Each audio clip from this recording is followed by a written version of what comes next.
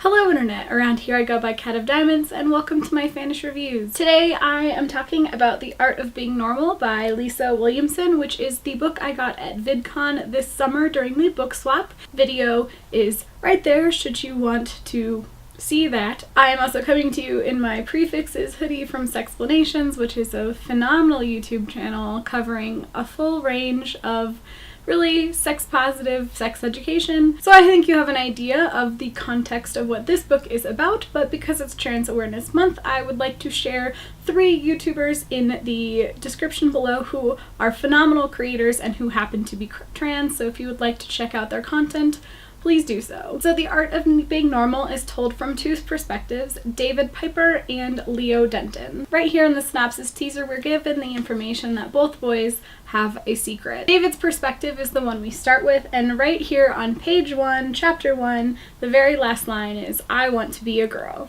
So we have David, who has been assigned male at birth and has been assigned the male gender pronoun and has not felt that way his whole life. Yet here at age 14, the only people who know this about him are his 2 best friends. That is something that is really nice about this book, that David is not completely isolated. While David feels isolated through a lot of this book, there are actually people that they can talk to, and that's something I think is very important, because if you're going through something, it's very important that you are not alone and that you have a support system. And so it's really nice that while they're not adults, David does have a support system. Then we have Leo Denton, who is a year higher than David in school and is a new transfer to the Eden Park School, as well as someone who has a lot of air of mystery surrounding him and his arrival. Leo is also very isolated and actually self-isolating, with the exception of his twin sister,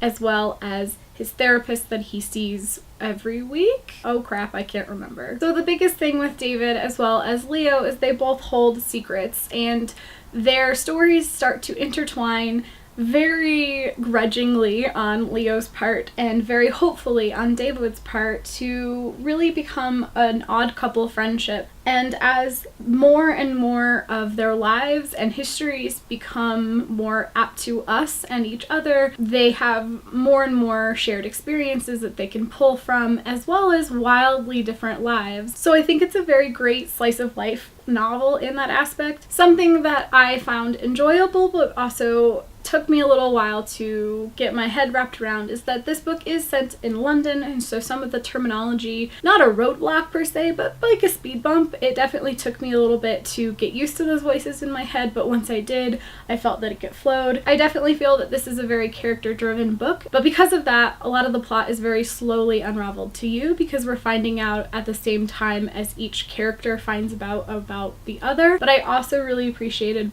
being inside both of their heads. I felt like it very much gave way into just how hard it is to reconcile who you are with what the world wants you to be. I felt like this book dealt with bullying and just horrible treatment of trans youth very honestly in this, as well as the consequences of such actions were dealt with honestly, albeit unfairly, because I feel that it accurately represents the world around us, which is not a good thing, but also a good thing.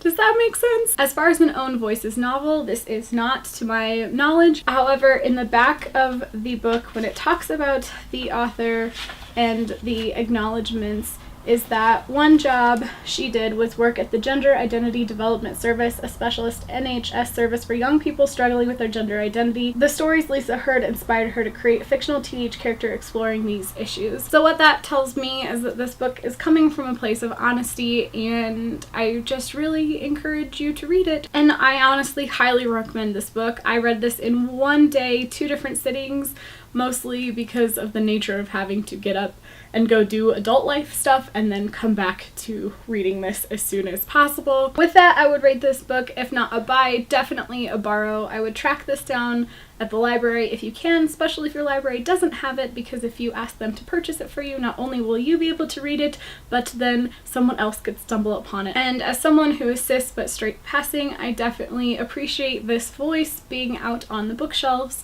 and able for anybody and you to read. If you read this book, let me know in the comments what you felt about it and how you reacted to it, especially if you identify under the trans umbrella. If you read this book and have your own perspective on it, please, please, please definitely share that or review it yourself, because that is a really important voice that needs to be heard. If you liked this video and on your way down to the comments you want to like and subscribe, that is good too. I will definitely not discourage you from doing that. My video schedule has been a little bit wonky with life recently, so I can't promise you another new video next week, but I will try for it, and so until my next video, happy reading.